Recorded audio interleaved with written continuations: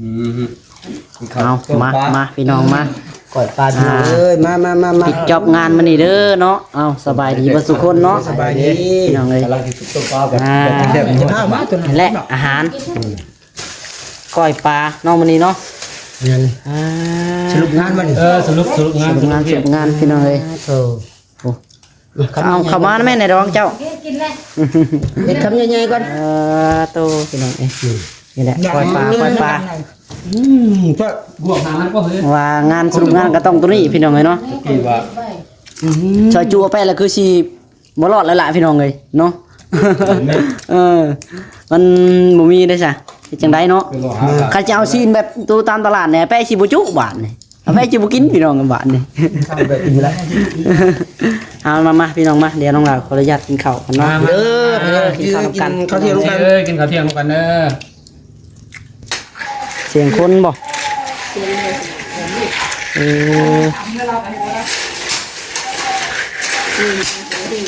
หลังนั่นพี่น้องเนาะ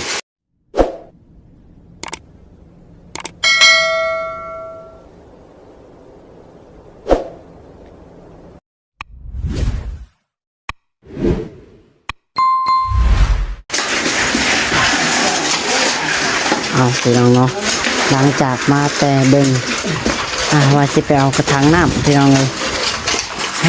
เนาะกลับมาโดยความผิดหวังพี่น้องเนาะบ่ไรซ้ำโมเมนต์ในห้านเบิดไปพี่น้องเจ้าของร้านขายให้ก็ยังคือว่าจะซ้ำพี่น้องเลยเนาะคือทางร้านเพิ่นเนาะเจ้าของห้านบ่อยู่เนาะเจ้าของห้านบ่อยู่แล้วอยู่แต่พนักงานเพิ่นบ่ฮู้ว่าราคาเท่าไหร่แล้วเพิ่นบ่สามารถขายให้ได้เนาะกระถางใส่ห้องน้ำนี่นะพี่น้องน้ำกระรองนี่จังไดก็ได้หันมาบางทีก็ได้เนาะกำลังแล้วพี่น้องเลยใช่เนาะกำลังพ่นปูนพี่น้องต่อแปะสบายดีจ้ะแปะคนว่าตาพร้อมนะอะไรแค่ย่อยเนาะนี่น้ำเย็นบ่มีจอกเด้จอกนี่อยู่นี่แล้วจะมาเบิ้ลเลยนั่นเลยนั่งเลย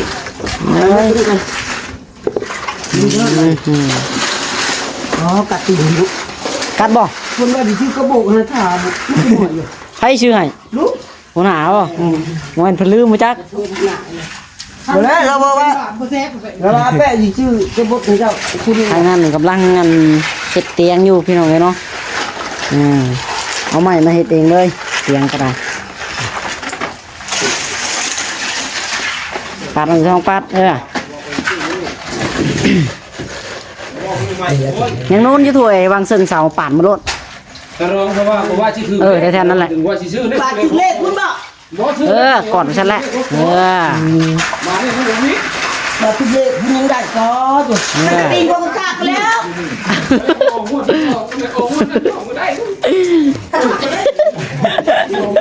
ตีนก็กุดมาแล้วหัวหดเอาแป้ย่านตีนขาดขาดถึงได้6โตบ่สิชื่อกระบุกกระดาษแม่นโตมันก็ไปดึกดอกตัวที่โตก็มาซื้ออีกแต่ต้อง6โตที่2เอาคือโตเพราะว่ามันจะบ่ได้เป็นความหวังเลยที่แพงกับแพงจะเกิดบวกกันคู่ละ200 ล้านเพิ่นบอกเรียนเลยกับเกือบสีทองเด้เกือบสีทองเด้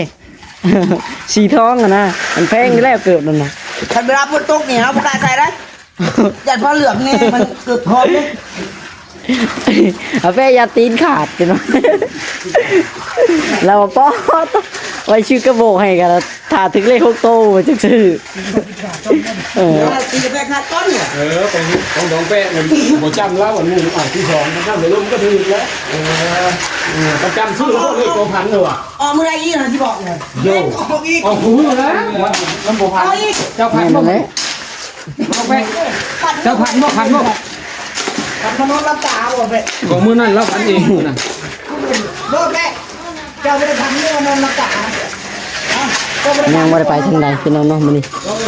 มาปิด จบงานแล้วก็เตรียมสิลงดำหน้าได้พี่น้องเลยน้องหลาเองก็ได้เมื่อวานนี่ก็ฝนตกพี่น้องเลยท่านมาพันนอนกดนี่เพิ่ง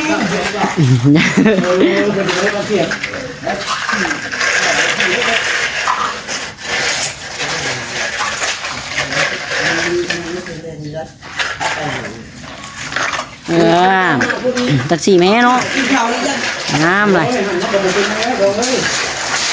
พร้อมแล้วป่ะพร้อมแล้วป่ะ พอจะวัน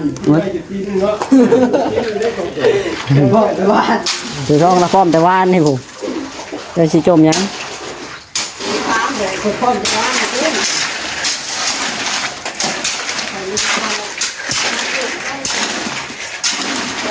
chắc là mình lên bữa mình chỉ có một nước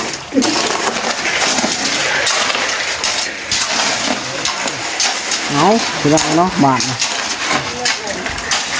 ăn còn đi lên nó lên nước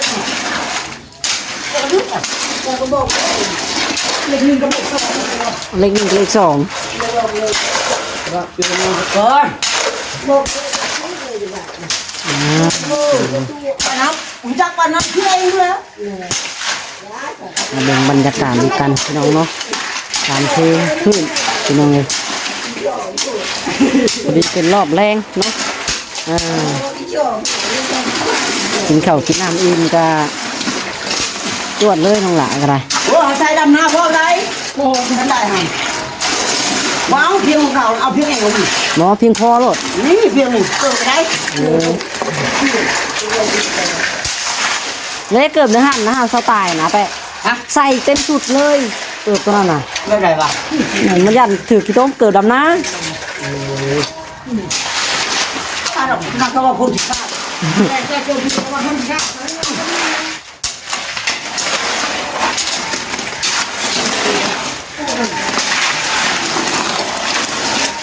ฮะเชื่อยังอ่า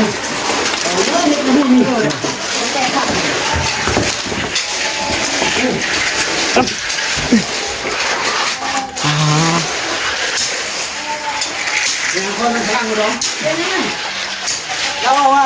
cô chun đồng xuân cô chun đồng xuân đâu không có ăn con luôn เชี่ยยังผสม เสียงคนบ่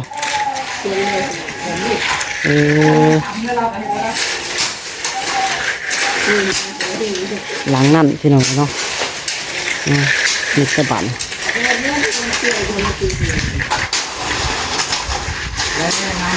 งามแล้วพี่น้องเลย มาน้องหลาหาหมดตีก่อนพี่น้องเลยหาหมดตีก่อน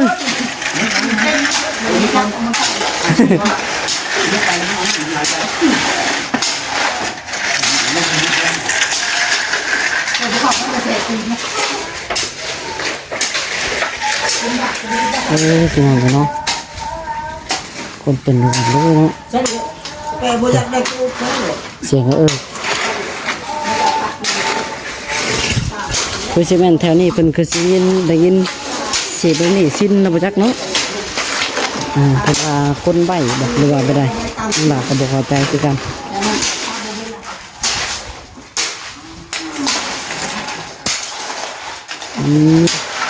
เอาไปนั่นแล้วบ่แปะซับจ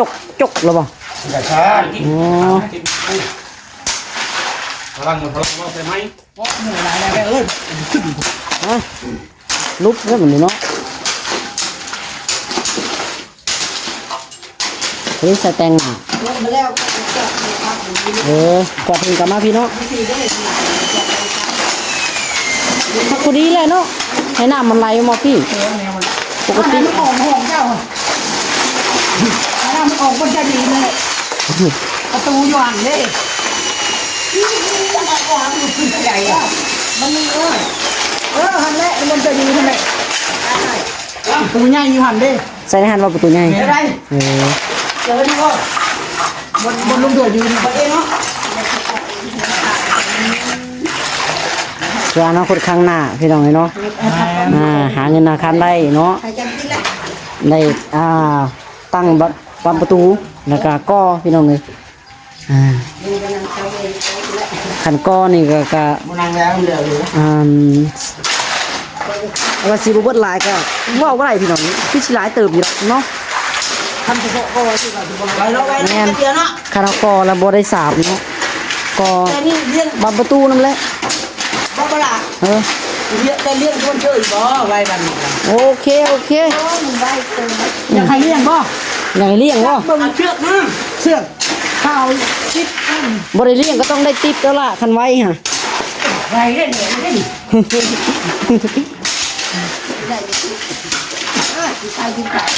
ไปท่องสิขายให้เอาจักติป1เข้าสิติปเข้าไปท่องหยอกแตะขึ้นพี่น้องเนาะเอาเฮ็ดเอาไปเอ้ยเนาะงานการมันต้องได้อยู่แล้วล่ะบ่ได้หนึ่งก็ได้แนวหนึงพี่น้องระวังที่ส่วงเจ้าแหละออกรถ ได้แล้วได้เราเอาได้1ก็ได้1ได้ที่ ได้เฮ็ดจะว่าหัวหน้าจะนั่งอุกกูเฮ็ดเตียง นั่งอุกเตียง บ่ขับเว้ย เอาเตียงก็ได้เด้อบัดนี้พี่น้องเลยล้างไปส่วน14ไปส้มเบิ่งเตียงใกล้ๆก่อนเนาะ น้าก็ไปหมดลูก ฮะ ไปแต่มันหลาย เนาะเจอกวาดมาพี่จะมันก็ได้ลงหุ้น ไปเล่นลงไปเยอะแล้ว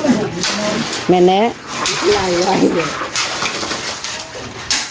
ชาไปชาเฮ็ดไปทำไรก็จะอ่านน้ำปูหน่อยเดี๋ยวจะอ่านนะ คือว่าค่อยเป็นค่อยไปพี่น้องเอ้ยเนาะก่อนสิได้หยังมากมันก็บ่แม่นง่ายๆอันนี้ก็ถือว่าเป็นบุญวาสนาของตะรองเพิ่นพี่น้องได้มาเนาะขันเฮาหาโดยเฮาเองเนี่ยก็ตัวว่าขออนุญาตพี่น้องจักปีใดซาใดเนาะจังสิได้คันได้ก็แม่นเบิดให้เบิดหน้านะนำนี่ต้องได้ขายให้ขายหน้าใส่พี่น้องสำหรับน้องหลาเองดอกว่าจะได้หาเงินหาคำได้แต่ละบาทแต่ละกีบพี่น้องมันโมเมนต์เรื่องง่ายเลยเนาะอ๋อสบายดีทั้งพ่อ สบายดี ทั้งนี้กำลังพี่น้องเลยเฮ็ดเตียงเนาะเตียงที่น้องหลาสั่งพี่น้องเลยเป็นว่าไม่ต้องซื้อก็ได้ว่ะสั่งกับมือเลยเฮ็ดเองเลย จัดเลย โอ้ย อย่าหาซื้อมีไก่ด้วย หาซื้อมันบ่มีพี่น้อง สวัสดี อยู่สวรรค์ผู้เนาะ จากบ้านไปจากลัก ขับทิพย์ 50-60เนาะ 60ลักเลย 60ลักพี่น้องโอ้ยนั่งงันรับในเติบหนึงรถกระไรเข้าในเมือง เดียวเลยแล้ว แมน ย้ายเราแล้วก่อนนั่นเนี่ยก็ โอ้มันก็บ่แล้วก่อนแล้วเนาะ โอ้ยเจ้าลายคนเนาะผมเดียวมันจะค้นเนาะ คอยขี่ทางคนที่เจ้าดูเป็นกันมันจะตอกชื่อ มันจักปาดจังเงี้ยก็ถึกอยู่เลยรู้ทั้งที่ไหลพ่อ คืออะไรไข่ย่อยอยู่เนาะ เอ้ยคอยร้อยคนหนูนี่ร้อยไปบ้านเนี่ยไอ้ก็เห็ดหาก่อน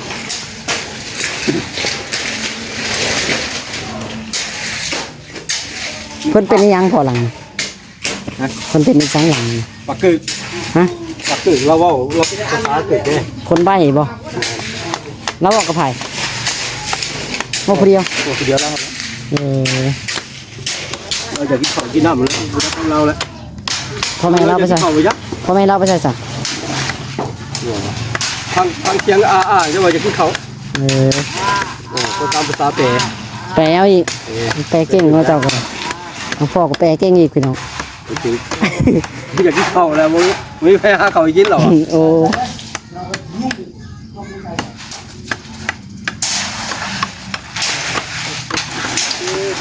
โอ้โหเราไปถือได้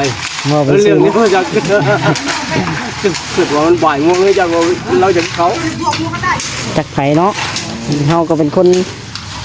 คือสักเขาบ่สงเขาสิ้นนั่นล่ะพี่น้องคนอยู่ตลอดเนาะประจำอยู่นี่ไปทองสายปาดพี่น้องปาดปูนเนาะถ้าเป็นสระแล้วก็ปาดเดี๋ยวจะจกจะแปะทาง ยำคิดจุกไป โอ้คักเลยไปเพียง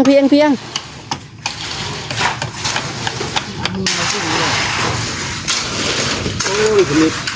ติดมาแล้วก็ไม่มอบเลยโอ้ย สุดยอดเนาะ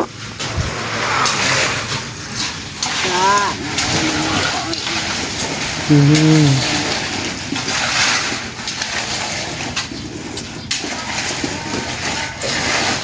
เอ้ย ตอบบ่ เฮ็ด อยากจะแจกเท่านั้นแหละ พยายามเป็นคนตอบ ชี้ก่อน เอาสวรรค์ซีเอาบ่ พยายามเป็นเฮ็ดเนี่ย ก็โดยท้องบ่อยากตอกตัวซีเนาะคำบ่ได้เจาะเนาะ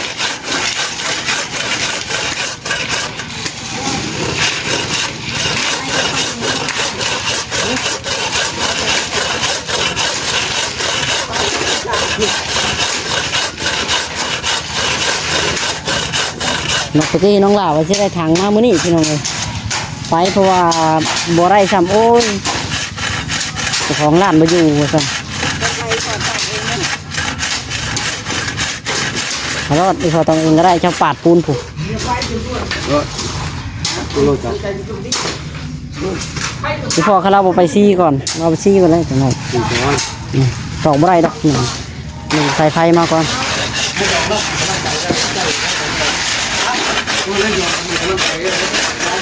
ไม่ลองเจ้าคนที่ไม่บานคนที่ตั้งกระบานไม่ลองเจ้าไม่ลองที่เจ้าพ่อคนแรกเจ้าพ่ออันลูกชวนแล้วนะคนที่แรกคนที่นี่ฮะในดองเจ้าในดองของเจ้าเห็นแล้วผมจัดแล้ว ลูกเป็ดบ่ เห็นแล้วเห็นแล้ว ฮะ เขาของแป้คนนี้แล้วเห็นมือนี่ เป็ดมีผู้สาวแล้ว มี อยู่กับผัวนะ ไม่ละของเก้าเราผ่านร่างกายเจ้าอยู่แล้ว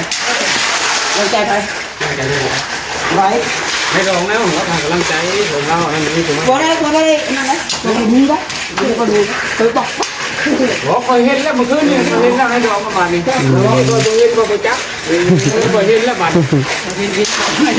ก็ไปจับแล้วบ้านคือได้ วางหรอก คือได้งานของคุณจับแล้วบ้าน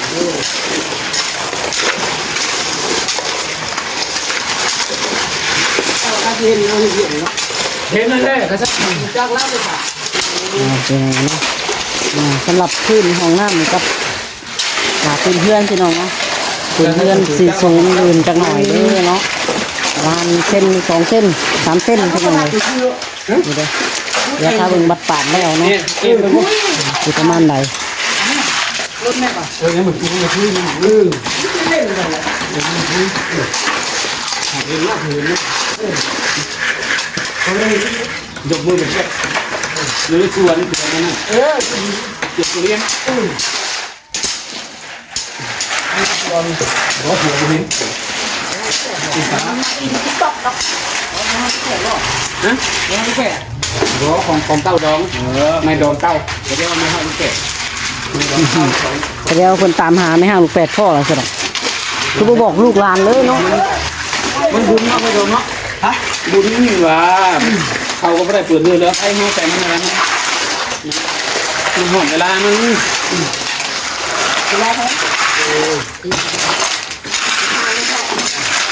เฮ้ย ทางหนึ่งสามลงทางนี้กองไว้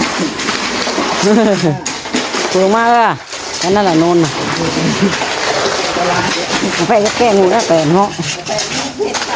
พี่แป้งจำเจนมาถึงพวกน้ำเมื่อยเมื่อยก็พัดเข้ามาแล้วเมื่อยด้วยใจก็ไม่ติดหรอก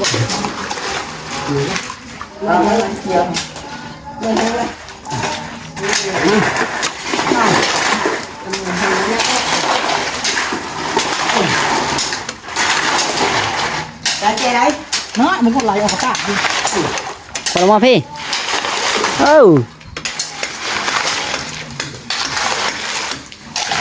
เราคนงามเนาะเราคนงามเหรอของเอาอย่างงาม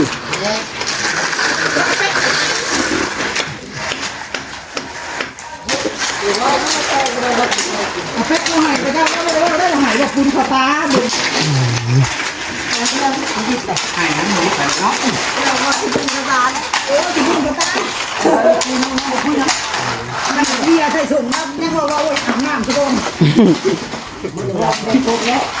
แก้ตัวเอามือใส่แก้ตัวนี่แล้วเขาเป็นผู้คนเต้ตอนเจ้าเก็บพวนบุกเราหนุ่มจักรวันแล้วเท่าหนุ่มที่นี่จักรของเจ้า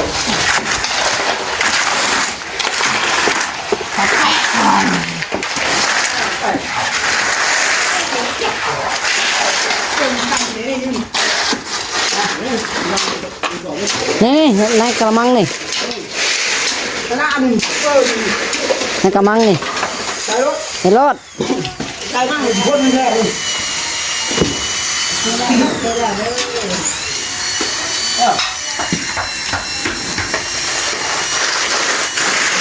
ส่เลยอะไรนะ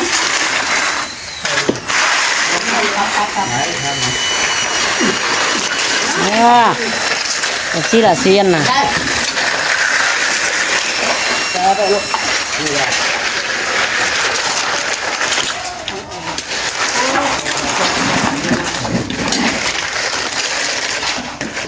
จักงามบ่งามเด้อแต่งามเขาจะเอาบุมาอีกเลย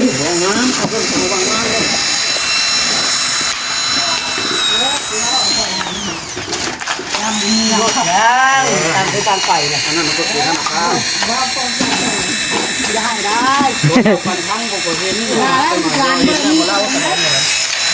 ทั้งเห็น เราเลยติดอย่างนี้ แต่ละทาง ทุก ทุ ที่ เรียนเลย กันเขาจักเขาหยอกภรรยา บอกว่าให้ละทางทุเรียนมากินถากมาทำทุเรียนเขาสร้างทุเรียนอย่างเป็ดเลยกิน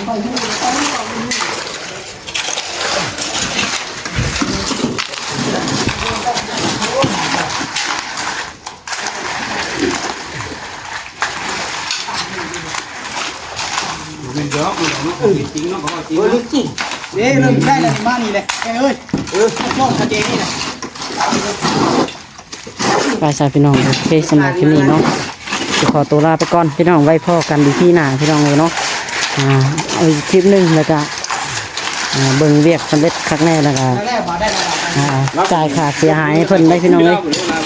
เดี๋ยวรอติดตามกันอีกคลิปหน้าในพี่น้องเด้อปะสำหรับคลิปนี้ขอกราบสวัสดีพี่น้องเนาะเด้อสบายดีบ๊ายบายเนาะ